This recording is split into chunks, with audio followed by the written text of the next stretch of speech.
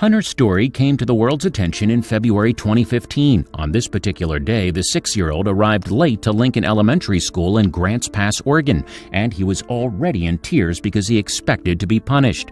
His mom, Nicole Garloff, also knew that a detention was inevitable.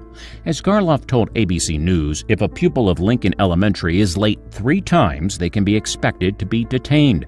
And this was indeed Hunter's 3rd offense, so his punishment was already set. Garloff knew, however, that Hunter would be upset, so she decided to check on him during a lunch break. So when she saw how his detention was being enforced, Garloff was shocked to say the least. After all, the little boy sat all alone in the cafeteria, purposefully set apart from the rest of the children. Moreover, the teachers seemed to have deliberately fostered a sense of shame, as evidenced by the cardboard divider placed in front of Hunter's face. He was at the first table as you walk into the cafeteria, Garloff told ABC News. He was just sitting there with one of those cardboard poster partitions in front of him.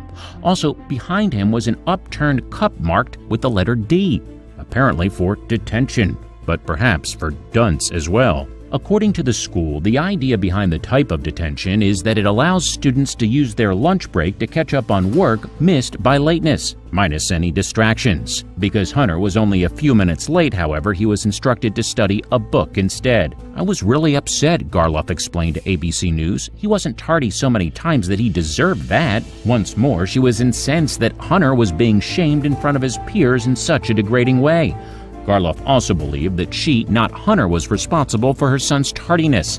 Indeed, Garloff suffers from osteoporosis, a condition that weakens the bones and causes a lot of pain. So it's often a struggle for her to move in the morning. This further means that getting in the car isn't always straightforward.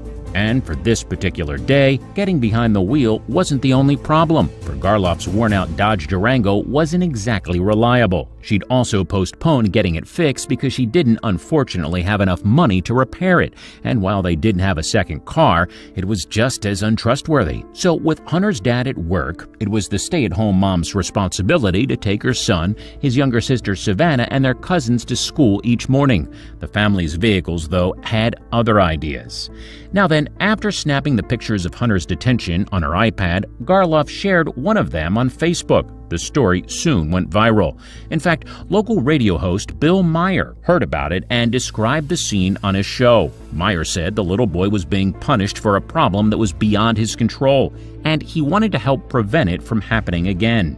Indeed, the broadcaster told ABC News that while he reports on a lot of bad news, he rarely has a chance to make a difference. This time, however, it was different.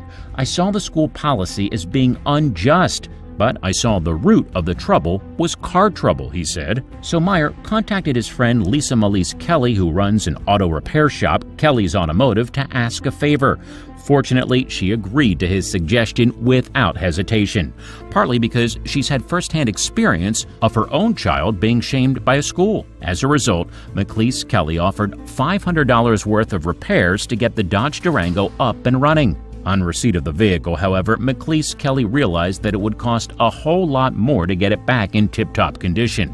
More, in fact, than the car was worth. Luckily, though, Melise Kelly took a call from David Steep at Rapid Repo and Collections, who, after learning of Garloff's quandary, was keen to lend a hand. Therefore, in what was a hugely generous gesture, Steep agreed to donate a Chrysler Town & Country van to Garloff and her family. The 2001 built van needed a bit of work, but it was nothing that Kelly's Automotive couldn't sort out. In fact, the vehicle was roadworthy in next to no time after a new windshield was donated by a glass repair shop and a local tire company donated new tires. Melise Kelly, who recalled the series of events on her blog, said that the looks on the family's faces when they picked up their new vehicle were priceless. Garloff, meanwhile, told ABC News how it had all come as a complete surprise. "We thought we were going there to be told that Durango was not going to be fixable at all," she said. "We were so shocked, it doesn't seem real." With a further donation of a $100 gas card, free oil changes for 12 months, and vouchers for local restaurants, the community helped to ensure that Hunter would never miss the start of lessons again, and of course, that he could have a little treat. A school detention had spread remarkably quickly into the uniting of a community to help a family in need.